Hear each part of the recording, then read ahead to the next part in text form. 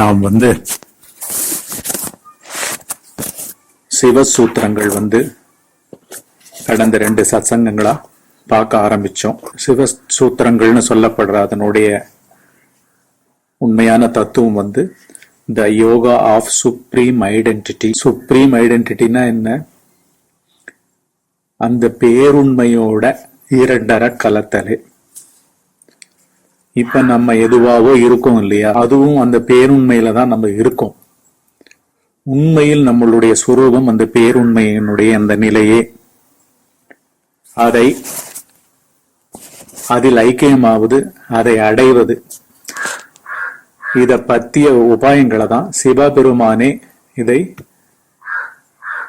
வசுகுப்தான்றவருடைய கனவுல சூத்திரங்களா, ஃபார்முலா மாதிரி தத்துவங்களா, ஆதார உண்மைகளை தெரிவிக்கிறார். அதனாலதான் சிவபெருமானுக்கு எங்கேயும் ஒரு குறிப்பிட்ட உருவம் எங்கேயும் படைக்கப்படல கோவில்கள்ல.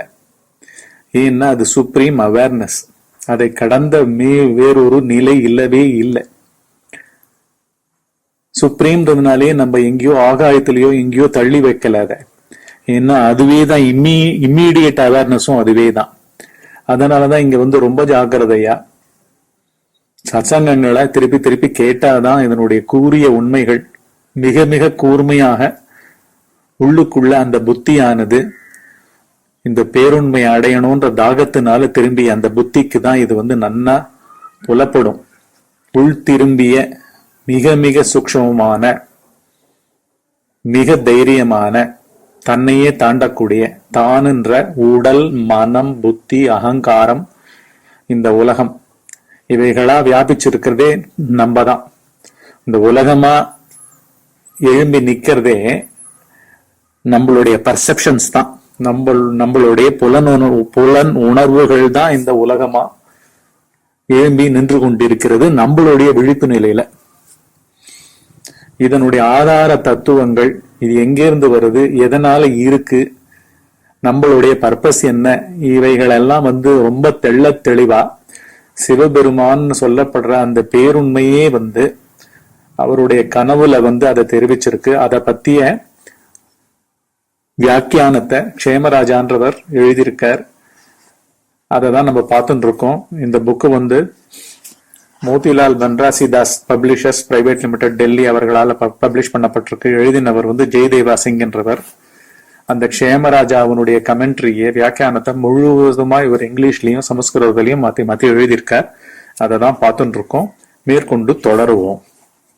கடைசியா நம்ம பார்த்துட்டு இருந்தது இந்த ஃபர்ஸ்ட் அந்த தத்துவங்கள் 4 விதமா இருக்கு. ஃபர்ஸ்ட் அதனுடைய நிலை அதாவது சொரூபத்தினுடைய நிலை. சிவம் சிவம்னா நாமளே சிவம் தான், நம்மளுடைய சொரூபம் தான்.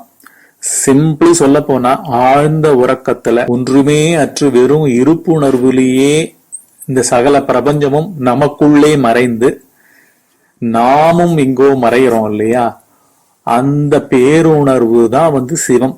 அதுதான் அல்டிமேட் ரியாலிட்டி. நம்ம ஆழ்ந்த உறக்கத்துல இருக்கிற நிலை தான் அல்டிமேட் ரியாலிட்டி. எழுந்துக்கும் பொழுதே நம்ம புத்தி, மனம், அகந்தை, புலன்கள், உடல், உலகம் இவ்வளோ விதமா விரிகிறோம். எப்படி ஒரு சிலந்தி வலை பின்னுகிறதோ அதை போல நாம் விரிகிறோம்.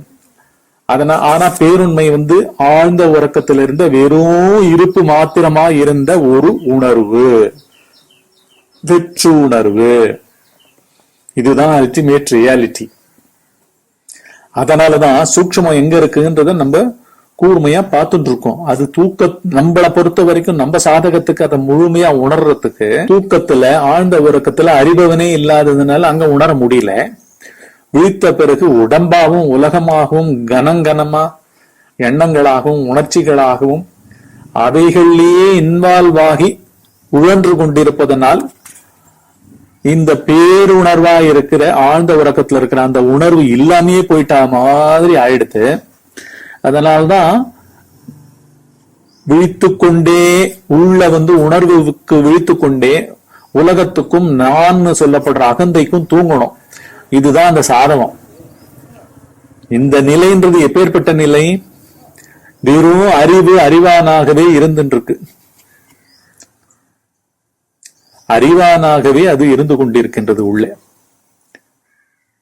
ஆழ்ந்த உறக்கத்துல நம்மளுக்கு இது பழக்கம் இல்லாததுனால உடம்பு அடிச்சு போட்ட மாதிரி மனமே அற்று, மனம்தான் உடம்பை வெளில கொண்டு வருது, புத்தி தான் கொண்டு வருது, அகந்தை தான் கொண்டு வருது, உடல் இயக்கங்களையும் கொண்டு வருது. புலன் இயக்கங்கள்னு சொல்லப்படுற கண்ணால் காணுவது, காதால் கேட்பது, வாயால் ருசிப்பது, பேசுவது, எல்லா இந்திரியங்களையும் நான் என்னுடையதான் நினைத்து கொண்டு அதை செயல்பட வைப்பதே புத்தியுடன் சேர்ந்த அகந்தையானது.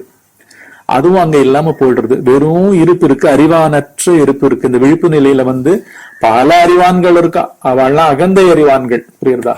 சுட்டறிவு மூலமா அறியறவா. ஆனா இந்த பேருண்மை உணர்வுக்கு போயிட்டா நாமே சிவமாக மாறிவிட்டால், நாமே நம்மளுடைய யதார்த்த சுரூபமான உண்மை சுரூபமான உண்மை ரூபமான அந்த சிவ தத்துவத்தை உணர்ந்து விட்டால் பார்வை எப்படி இருக்கும்னா, உடம்பு தூங்குறது கூட தெரியும், உணர்வு அப்படியே இருந்துட்டு இருக்கும். மகாவிஷ்ணு ஸ்ரீரங்கத்துல படுத்துட்டு இருக்க மாதிரி காட்சி இருக்கு இல்லையா, ஆதிசேஷன் மேல திருப்பார்கடல்ல படுத்துட்டு இருக்க மாதிரி காட்சி இருக்கு இல்லையா, அந்த மாதிரியான ஒரு பார்வை. அதுல ஆழ்ந்த உறக்கமும் இருக்கு. உறக்கம்னா என்ன? நினைவுகள் இல்லாத தன்மை, உணர்ச்சிகள் இல்லாத தன்மை. இங்க தோற்றங்கள்ல இருக்கிறது எல்லாமே என்ன? ஒரு புல்லு, ஒரு செடிக்கு கூட ஃபீலிங் இருக்கும். ஃபீலிங்ன்றது தானே புலன் உணர்வு. 5 அறிவு உணர்வுகளா இருக்கா இல்லையா ஞான இந்திரியங்கள்? காணும் உணர்வு, கேட்கும் உணர்வு, ருசிக்கும் உணர்வு, முகரும் உணர்வு, தொடும் உணர்வு. இந்த 5 உணர்வுகளும் பர்செப்ஷன் தானே, புலன் உணர்வுகள் தானே. புலன்கள் பொறிகள் வழியாக, புலன் உணர்வுனாலே அது ஒரு சக்தி. இப்படி சக்தியா நம்மளுடைய உண்மையான நிலை, உண்மையான இந்த பேருண்மை நிலை என்னன்றது தெரியாம தனிமைக்கு மாட்டிக்கொண்டு, புத்தி இயக்கத்துக்கு மாட்டிக்கொண்டு, மாயையினால், அவித்தையினால், அறியாமையினால் புலன்களா வாயாம சிருஷ்டித்து கொண்டே இருந்து நிறைய டேட்டாவை வாங்கி வாங்கி வாங்கி போட்டு பதிச்சு பதிச்சு பதிச்சு புல்லுல இருந்து ஆரம்பிச்சோம். புல்லாகி, பூடாகி, புழுவாகி, மரமாகி அப்படின்னு பல விதமா போடுறாருல, 7 வகை பிறப்புகள் அப்படின்றா. புல்லுல இருந்து ஆரம்பிச்சு 5 அறிவு, 5 ஞானேந்திரியங்கள், 6வது அறிவான உள்ளுக்குள்ள செல்ஃப் கான்சியஸ்னஸ் சொல்லப்படுற நான் சொல்லும் போதே சொல்லுபவன் இந்த வாய் மூலமாக இந்த வார்த்தையை உபயோகித்து நான் என்பதை உடலாகவும் மனமாகவும் நினைத்து கொண்டிருக்கின்றான் அப்படின்ற ஒரு உணர்வோடய நம்ம பேசுறோமா இல்லையா? அந்த உணர்வு கூட இருந்துட்டே இருக்கா இல்லையா? ஏதாவது ஒரு எண்ணம் உள்ள உற்பத்தி ஆச்சுன்னா இதை எண்ணிக்கொண்டிருக்கின்றேன் அப்படின்று கூடவே ஒரு உணர்வு இருக்கா இல்லையா? ஒரு ரியாக்ஷனரியா வெளியிலிருந்து யாரோ உபயோகித்த, யாரோ சொன்ன ஒரு வார்த்தையின் மேலாக நான் ரியாக்ட் பண்ணும்பொழுது அந்த ரியாக்ஷன் கோபமா இருக்குன்னு வச்சுக்கோங்க, இல்லாட்டி சந்தோஷமா நான் கழிக்கிறேன்னு வச்சுக்கோங்க, என்ன பெருமையா மதிப்பா புகழ்ந்துட்டாங்கன்னு வச்சுக்கோங்க. அந்த புகழ்ச்சிக்கு மனம் குதூகலிச்சுதுன்னா உள்ள என்னை பத்தி என்ன ஹை ரிகார்ட்ஸ் வச்சுட்டு இருக்கா, என்ன ஒப்பீனியன் வச்சுட்டு இருக்கா பாரு அப்படின்றது அந்த இடத்துல அப்பவே தெரியறதா இல்லையா? ஏதோ ஒரு சக்தி மூலமா தானே தெரியுது. அந்த உணர்வு தான் ஈஸ்வர உணர்வு, சிவ உணர்வு, அல்டிமேட் ரியாலிட்டி. இது சிவன்ற அந்த பேருணர்வா இருக்கிற அந்த தன்மைக்கு ஒரு க்ஷணமும் அது தன் நிலையில இருந்து இறங்குவதே இல்லை. அததான் போன சத்சங்கத்துல பார்த்தோம். இப்போ அதை தொடர்வோம். Ultimate reality is chit or parasamvit. அதுதான் அறிவு, பேரறிவு. It is non relational consciousness. It is the changeless principle of all changes. In it there is no distinction of subject and object, of I and this. It is the supreme self surveying itself. In the words of Pratyabhijna Shastra, it is Prakasha Vimarsamaya.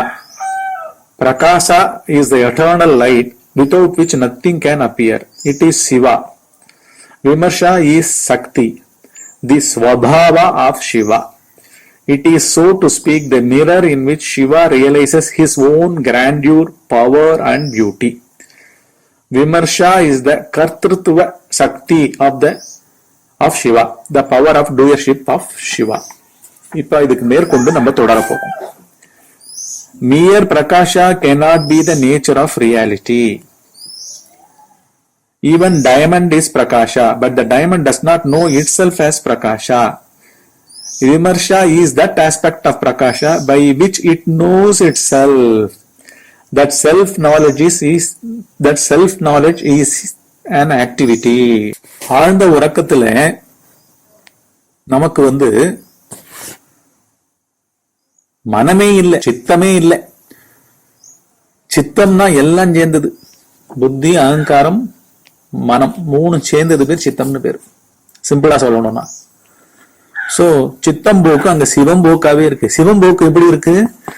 வெறும் சிவம்போக்கு வெறும் பிரகாசமயமா இல்லை.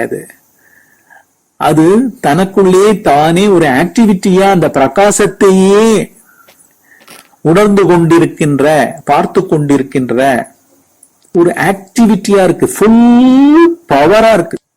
ஆழ்ந்த உறக்கத்துல ராத்திரி வேலை என்ன நினைச்சுக்கோங்களேன்.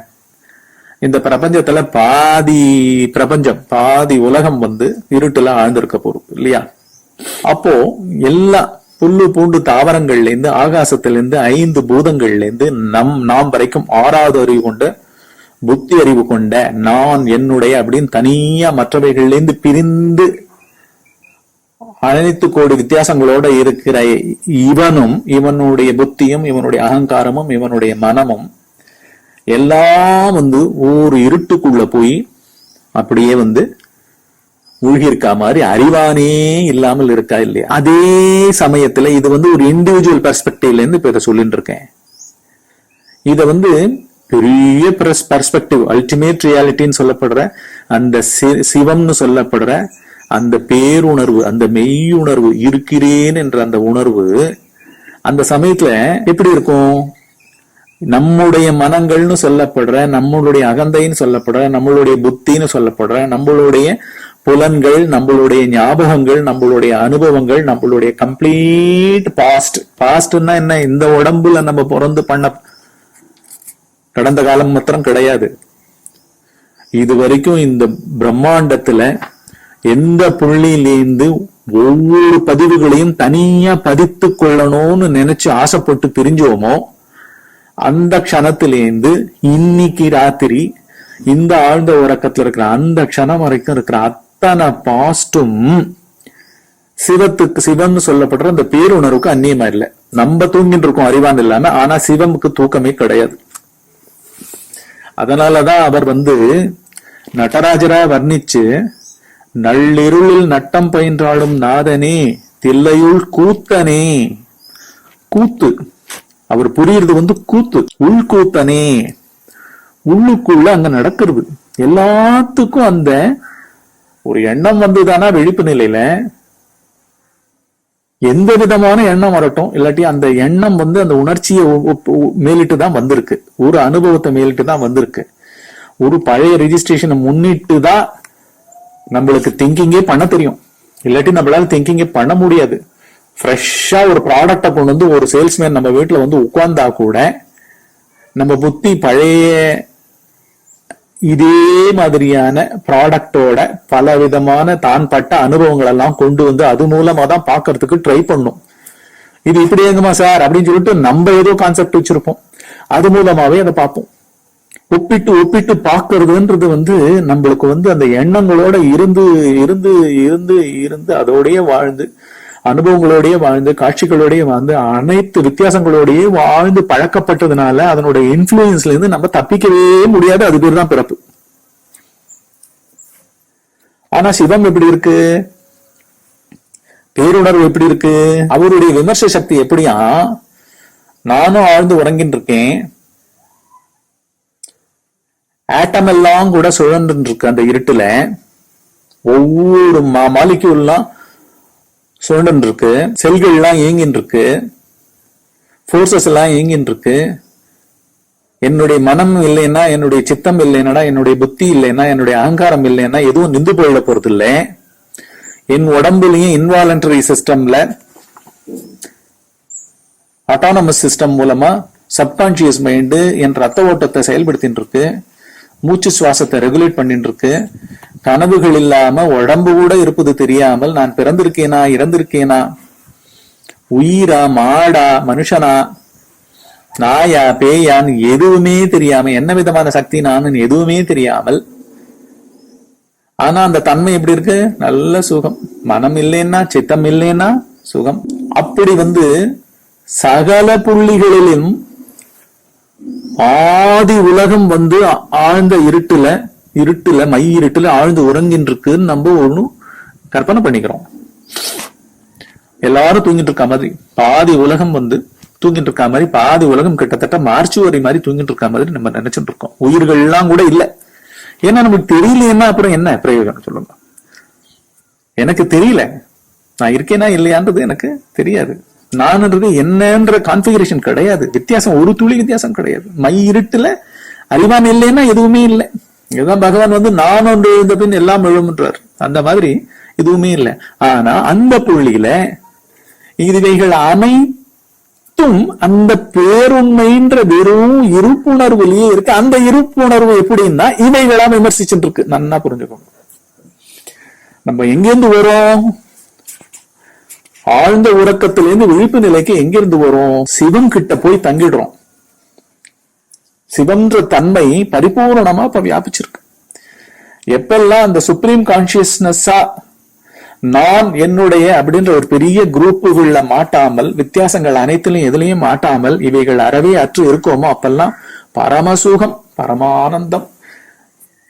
ஆனா அதுதான் அறிவு. ஆட்டம், போர்சஸ், சபாட்டமிக் பார்ட்டிகல்ஸ், எனர்ஜிஸ் அத்தனையும் சகஜமா அதற்குள்ளே இருக்கின்றது. அததான் வேத வாக்கியம் என்ன பண்றது? நீ அதுவாக இருக்கிறாய், அதுதான் உன்னதமான நிலை, அதை போய் அடையணும்பா. மனுஷ பிறப்பினுடைய இது என்ன? நீ அதுவாக ஆக வேண்டும், தன்னை அறிய வேண்டும். அந்த தானுன்ற பொருளை இப்ப மனுஷன் தான் அறிய முடியும். அவன் தான் இந்த இன்ட்யூட்டிவா இருக்கிற உள்ளுணர்வா எல்லா இடத்துலயும் பரவி இருக்கிற அந்த பேருணர்வு தன்கிட்ட உள்ளுணர்வா இருக்கு, இன்ட்யூட்டிவா இருக்கு.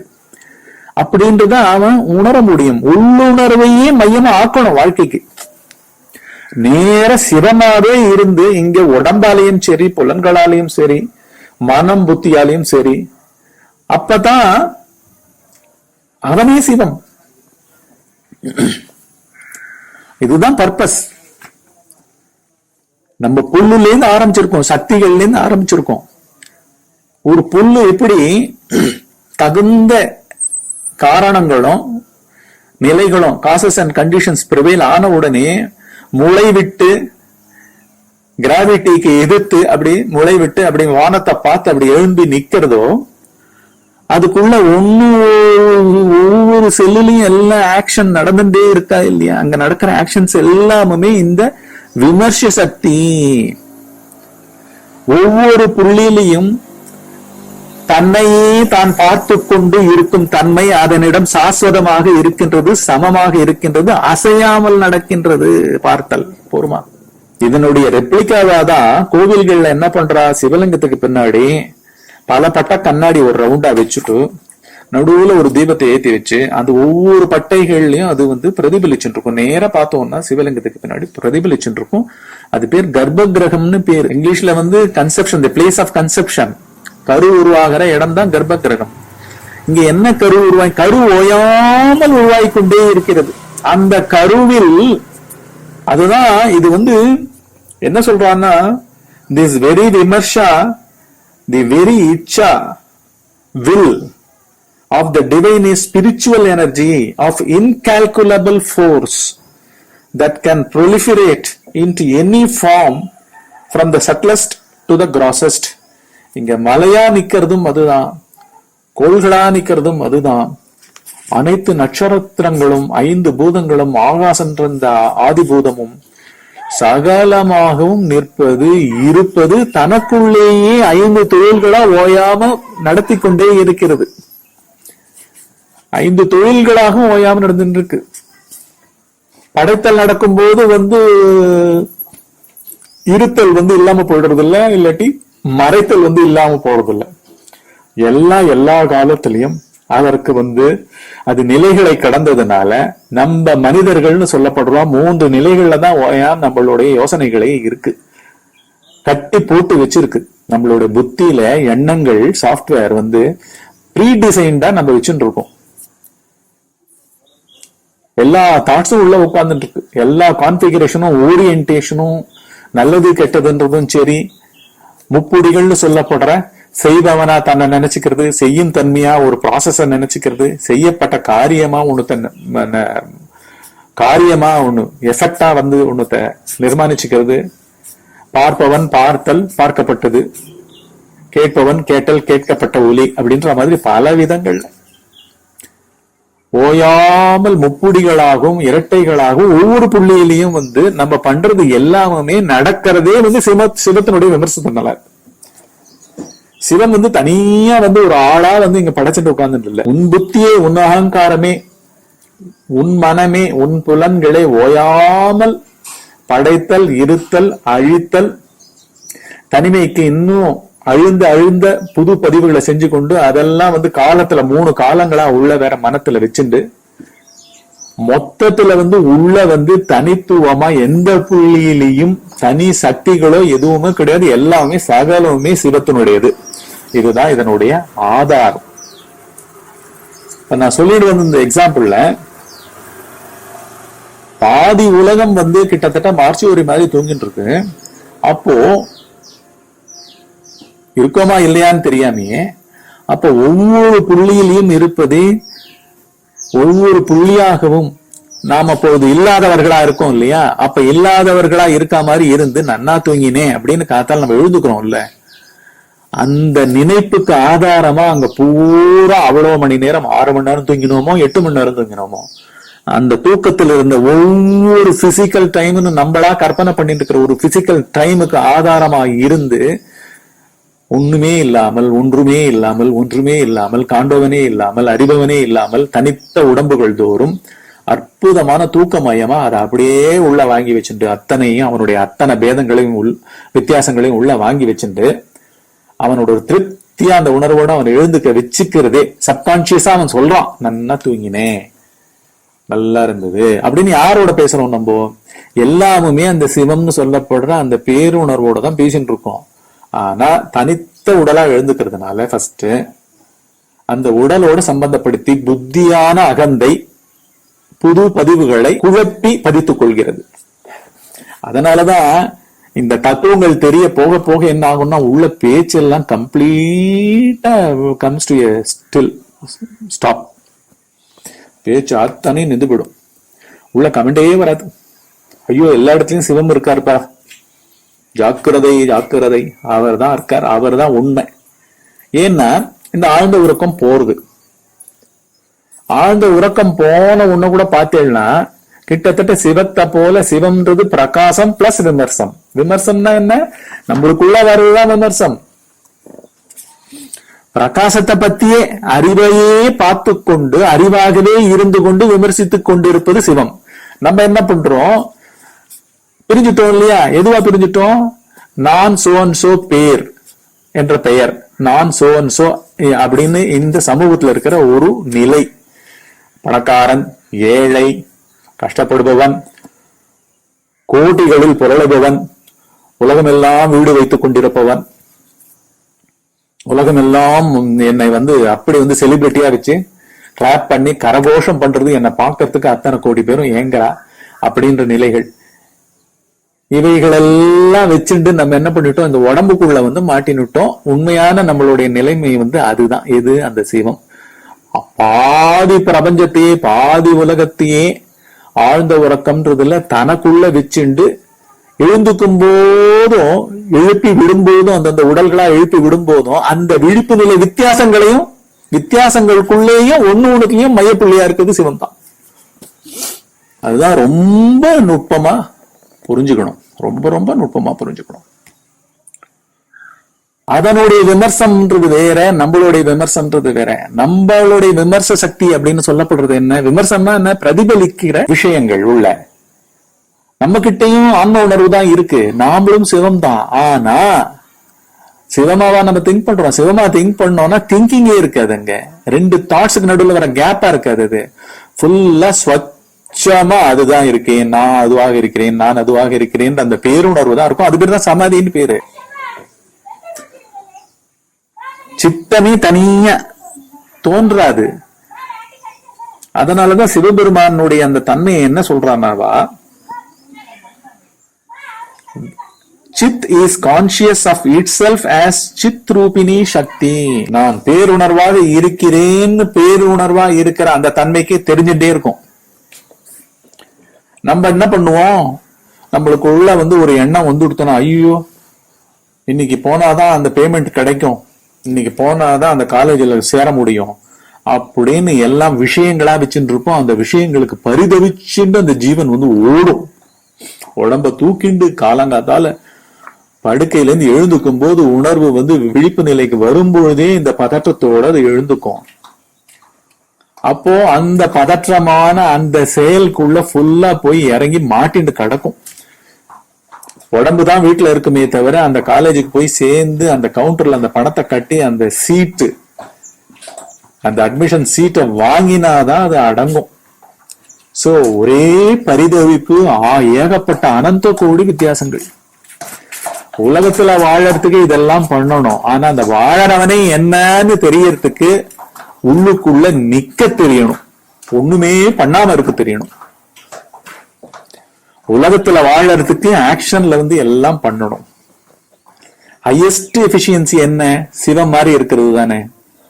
அவர் தானாவே இருக்கார். அதே சமயம் சூரியனாவும் இருக்கிறது அவர்தான். சூரியனை விட அதிகமா இங்க யார் வேலை பண்ணிடுவா எஃபிஷியன்டா? 5 பூதங்களை விட யார் எஃபிஷியன்டா வேலை பண்ணிடுவா? ஒவ்வொரு புள்ளியிலையும் வியாபிச்சுண்டு அத்தனை காரியங்களையும் பூர்ண சுதந்திரத்தோடையும் ஆசையோட தான் பண்றாரு அவரு. தன்னை விமர்சிக்கிற ஃபர்ஸ்ட் அந்த ஸ்புரணம்னு சொல்லப்படுற அந்த ஸ்புரிப்பு, துடிப்பு, அதுவே எப்படின்னு பாத்தீங்கன்னா ஆசையோட நடக்கிறது. தன்னைத்தானே தன் அழக தானே பார்த்துட்டு இருக்கிறவர். அதுதான் ஃபர்ஸ்ட் அந்த வில் பவர்.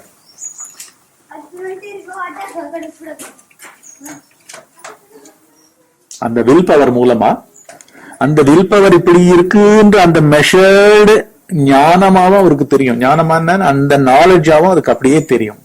ஒரு புல்லுக்குள்ள அந்த புல்லுன்ற அளவுக்கு உண்டான கான்பிகரேஷனோட இருக்கும். அது புல்லுல இருக்கிற கான்பிகரேஷன் தான் வேறையே தவிர புல்லுக்கு ஆதாரமா இருக்கிற சிவத்தினுடைய கான்பிகரேஷன் எனர்ஜிலையும் ஒரே அளவுல இருக்கு, நம்ம புத்திலையும் ஒரே அளவுல இருக்கு, நம்ம அகந்தையிலையும் ஒரே அளவுல இருக்கு, நட்சத்திரங்கள்லயும் ஒரே அளவுல இருக்கு.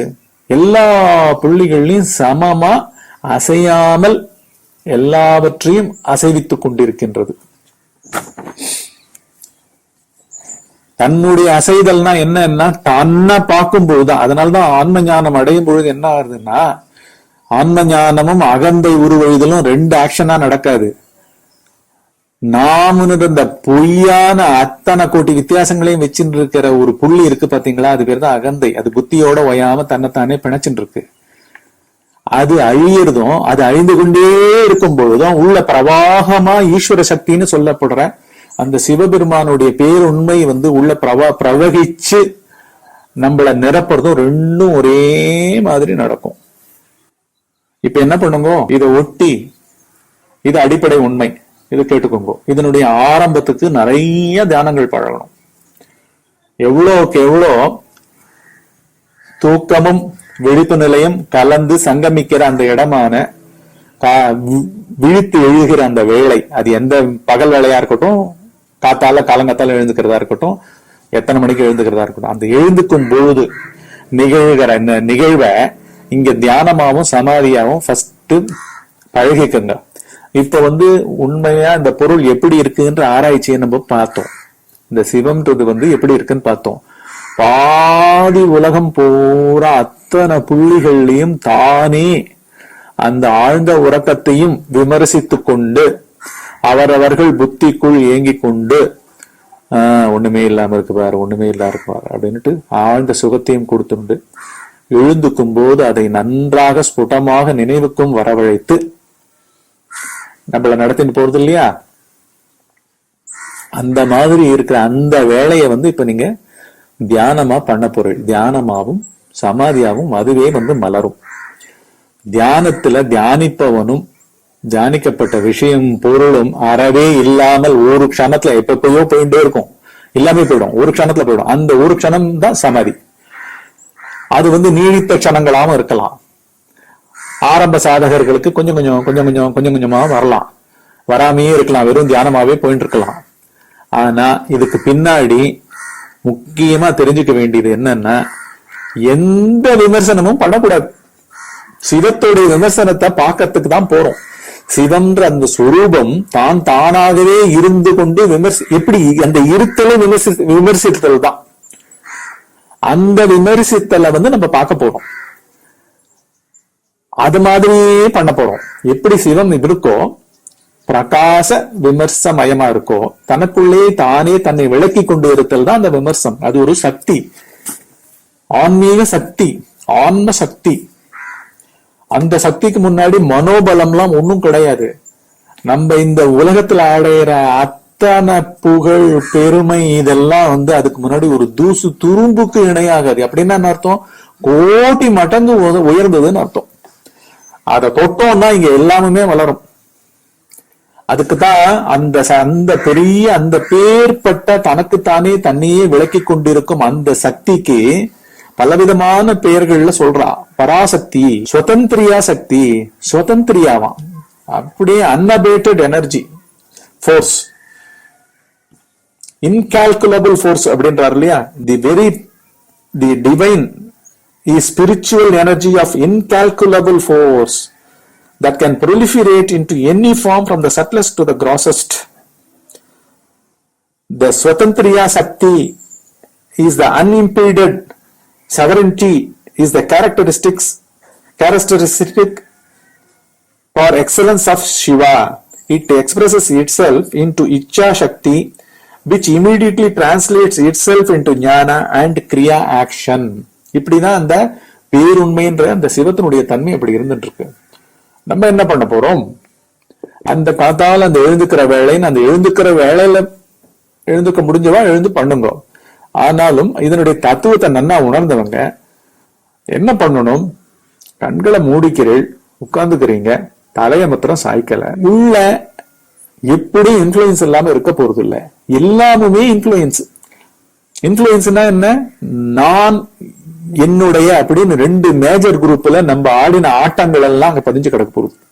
அது கம்ப்ளீட் பாஸ்ட் அங்க இருக்க போகுது. ஏன்னா ஒவ்வொரு புள்ளியிலையும் பேருணர்வு சிவன்ற அந்த தன்மை விளக்கமா இருந்ததுனாலதான் எல்லாம் துல்லியமா அனுபவங்களா பதிஞ்சிருக்கு. அவைகளுடைய இன்ஃபுளுயன்ஸ் இல்லாம இருக்காது. அதனால்தான் தொடர்ந்து பண்ணணும். தொடர்ந்து அதே டைம்ல தினம் தினம் பண்ணணும், நிறைய நேரம் பண்ணணும். என்ன பண்ணணும்ன்றதுக்கு இப்ப போவோம். அந்த ஒரு டிசிப்ளின் எல்லாம் வச்சுக்கோங்க. உள்ள அந்த பாஸ்ட் இன்ஃபுளுயன்ஸா எதுவோ உடல் அசௌகரியங்களா உட்கார்ந்துக்கிறதுல இருந்து பாக்குறதுல இருந்து 5 புலன்கள் ஓயாம வெளியிலையும் உள்ளேயும் அலைஞ்சதுல இருந்து மனம் உள்ளேயும் வெளியிலையும் அலைஞ்சதுல இருந்து எல்லாம் கொஞ்ச நேரத்துக்கு அப்படியே அன்ஈசினஸ் அப்படி இருந்துட்டே இருக்கும். எல்லாத்தையும் நீங்க என்ன பண்ணணும்னா அதனுடைய வேல்யூ எதுவுமே இல்லாமல் கண்டுக்காம விடணும். ஃபர்ஸ்ட் நீங்க அந்த உடம்புக்குள்ள இருக்கிற ஒரு உணர்வு கிடையாது. இதுதான் பெரிய ஃபர்ஸ்ட் பிளாட்ஃபார்ம். உடம்புக்குள்ள இருக்கிற ஒரு உணர்ச்சி கொண்ட ஒரு மனிதர் தன்னை மேம்படுத்துறதுக்கோசரம் ஏதோ ஒரு தியானம் பழக போறார் அப்படின்னு நீங்க நினைச்சு போயிடல. அது பண்ணக்கூடாது. அதெல்லாம் பண்ணக்கூடாது. ஒண்ணுமே பண்ணக்கூடாது. ஒரு குழந்தை எப்படி இருக்கும்? ஒரு வயசு 1.25 வயசுக்கு இருக்கிற குழந்தை காத்தால நீங்க எழுந்து உட்கார்ந்துட்டு இருக்கலாம், முள்ளமா எழுந்து அப்படியே பார்த்துட்டு வரும்ல. ஒரு விகல்பம் இல்லாமல், ஒரு மாறுதல் இல்லாமல், ஒரு மாடிபிகேஷன் இல்லாமல், எதுவுமே இல்லாமல் ஒரு இன்னசென்ஸ் மயமா, கள்ளங்கபடமற்ற தன்மை மயமா அப்படியே உட்காரும் இல்லையா? அந்த மாதிரி உட்காரத்துக்கு தான் நீங்க உட்கார்ந்துட்டு இருக்கீங்க. உங்களுடைய வயசு, உங்களுடைய ஒரிசு, உங்களுடைய எதிர்காலம் அது நன்னா இருக்கட்டும், நன்னா இல்லாம இருக்கட்டும், இன்னைய தேதி நன்னா இருக்கட்டும், நல்லா இல்லாம இருக்கட்டும், நீங்களே யாருன்றதுக்கு முன்னாடி, அந்த கேள்விக்கு முன்னாடி நீங்க எப்படி இருந்து இதை பண்ணிட்டு இருக்கீங்கன்றது முக்கியமே கிடையாது. நீங்களே யாருன்ற சுரூபத்துக்கு போறோம். அதனாலதான் இதுக்கு மோசமான நிலையில இருந்தா இன்னும் நல்லது. ஏன்னா இது விட மாட்டீங்க, பாக்குறத விட மாட்டீங்க. பார்க்கறது வந்து பொய் தோற்றத்தை முடிவுக்கு கொண்டு வருது. பார்க்கறது வந்து அனைத்து பொய்களையும் களைகிறது நம்மிடமிருந்து. பார்க்கறது வந்து சிவஸ்வரூபம் சொல்லப்படுற அந்த பேருண்மைக்கு பக்கத்துல கொண்டு போய் நம்மள நிக்க வைக்கிறது. பார்க்கறதுன்றது சுகத்தை கொடுக்கறது, அமைதியை கொடுக்கறது, சாந்தத்தை கொடுக்கறது, ஆக்க சக்தியை கொடுக்கறது, ஸ்கில்ஸ் எல்லாம் நல்லா மிளிர வைக்கும். இதெல்லாம் அதனுடைய பை ப்ராடக்டா வர ஏகப்பட்ட பலன்கள். நீங்க என்ன பண்றீங்க? தியானம் புரிபவனே கிடையாது, அப்படியே கேஷுவலா உட்கார்ந்துட்டு எந்த பிளானிங்கும் எந்த மெத்தடும் நான் சொல்றேனே தவிர மெத்தடெல்லாம் எடுக்கிறதுக்கு தான் சொல்லிட்டு இருக்கேன் நான். நீங்களும் ஒரு மெத்தடும் உள்ள வச்சுக்காம, என்ன சிவன் வந்து விழிப்பு நிலையிலையும் இப்பவும் இருக்கு, பகல் வேளையிலையும் சர்வ பிரபஞ்சத்தில் இருக்க அத்தனை சக்திகளும் அத்தனை போர்சஸும் அத்தனை ஆட்டம் மாலிக்யூல் செல்ஸ் நட்சத்திரங்கள்ல இருந்து நம்மளுடைய ஆறாவது அறிவு கொண்டது புத்தி இயக்கம் அகந்தை எல்லாத்துக்குள்ளயும் சென்டர்ல இருக்கு. அதனாலதான் நம்ம ஒண்ணுமே நான்றது இல்லாம போனோம். அதனாலதான் அகந்தை உருவெய்தலும் அங்க சிவம் வந்து நம்ம நிரப்புதலும் ரெண்டும் ஒரே ஆக்ட் தான். அற்புதமான விஞ்ஞானம் இது. மெத்தட மாத்திரம் செட் பண்ணக்கூடாது, உள்ள உட்காந்துட்டு அப்படியே பேர் அட்டென்ஷன் சொல்வாரு, கேஷுவல் அட்டென்ஷன், ரிலாக்ஸ்ட் அட்டென்ஷன். எந்த வேல்யூவா எந்த உணர்ச்சி பழைய காலத்துல இருந்து வரட்டும் இல்லாட்டி எதிர்காலத்தை வச்சு வரட்டும், எது வந்தாலும் இல்ல அந்த வேல்யூவா அதுல இருந்து எடுத்துடணும். அந்த வார்த்தைகளா அந்த எண்ணங்கள் வந்து பாத்தீங்கன்னா இமேஜஸா தான் வந்துட்டு இருக்கும். அந்த இமேஜை வந்து உடனே பேசிட்டே இருப்போம். உள்ள புத்தி வந்து கூர்மையா வந்து நிக்காம அகந்தையோட வச்சுண்டு அகந்தை தான் அதுக்கு வேல்யூ கூட்டுறது. புத்தியினுடைய இயக்கத்துக்கு வேல்யூ கூட்டுறதே இது அகந்தை தான். இந்த ஆன்மீகத்துக்கு வந்து நாம இந்த மாதிரி எல்லாம் ரொம்ப நுட்பமான சச்சங்கங்கள்லாம் கேட்கிறோம் அப்படின்னு கூட அகந்தை இன்னும் பெருகிடும் உள்ள. அப்படி எல்லாம் எதுவுமே பெருகக்கூடாது. அந்த அகந்தைன்றது வந்து புத்தியோட சேர்ந்து ஒரு பெரிய அனலைசராவோ ஒன் ஹூ டிசைட்ஸ்ன்ற மாதிரியோ என் வாழ்க்கையை மலர போறது அப்படி இப்படின்னு எதுவும் பாசிட்டிவ் சஜஷனும் கிடையாது, நெகட்டிவ் சஜஷனும் கிடையாது, எதுவும் கிடையாது, மெத்தடே கிடையாது. எல்லாத்தினுடைய வேல்யூஸையும் அப்படியே கழட்டி விடுறதுதான் அங்க தியானம். பாசிட்டிவ் வேல்யூ இருந்தானா அந்த பாசிட்டிவ் வேல்யூவையும் அந்த தாட்ல இருந்து கழட்டி விட்டுணும். உதாசீன பாவத்துல போறோம் உன் பெருமை பேசினது போறோம் அப்படின்னு நம்மளையே சொல்லிக்கணும், நம்மளதான் சொல்லிக்கணும். அப்படியே இமேஜோட வரும். உங்க ஆபீஸ்ல உங்களுக்கு ஒரு விருது கொடுத்திருப்பா, உங்களுடைய ஸ்டேட்ல உங்களுடைய கண்ட்ரில உங்களுக்கு பெரிய விருது கொடுத்திருப்பா. அது வந்து உதவ போறது இல்ல. இங்க வெளியிலேந்து வந்த விருது பட்டயம் கேடயம் அது இது எதுவும் வந்து உதவ போறது இல்ல. எல்லாம் இன்னும் கேட்டா ஹிண்ட்ரன்ஸ். பணத்திலேந்து நல்ல ஆரோக்கிய நிலைகள்ல இருந்து எல்லாமே ஹிண்ட்ரன்ஸ். உள்ள நிலை நிக்கிறது தான் இங்க வந்து சுப்ரீம் அட்டைன்மெண்ட். அததான் நீங்க பண்ண போறீங்க. மொத்தமா வந்து positive negative neutral positive present future எல்லாத்திலையுமே. அப்புறம் 5 புலன்கள் மூலமா வர செய்திகள், அந்த 5 புலன்களை வச்சுட்டு நீங்க உபயோகித்த வாழ்க்கை அனுபவங்கள் எல்லாத்திலேருந்தும் அந்த வேல்யூஸை எடுத்துட்டு அப்படியே இருங்கோ. இது வந்து ஒரு மெத்தட்லெஸ் மெத்தட். இதுதான் நீங்க பண்ண பொருள். இந்த மணியோசை கொண்ட அந்த தியானத்தையும் இணைச்சுடுறேன், பண்ணுங்கோ. இதனோட தொடர்ச்சியை அடுத்த சத்சங்கத்துல சந்திப்போம். இதனுடைய தலைப்பே என்ன? நான் இன்வால்வ்மெண்ட். எதுலயும் இன்வால்வ்மெண்ட் கிடையாது, உள்ளேயும் கிடையாது வெளியிலையும் கிடையாது. கண்களை மூடி பண்ற இந்த தியானத்துல எதுலயும் இன்வால்வ்மெண்ட், இது உள்ளேயும் கிடையாது வெளியிலையும் கிடையாது. இதுதான் பண்ண பொருள். பண்ணுங்கோ. அடுத்த சத்சங்கத்துல சந்திப்போம்.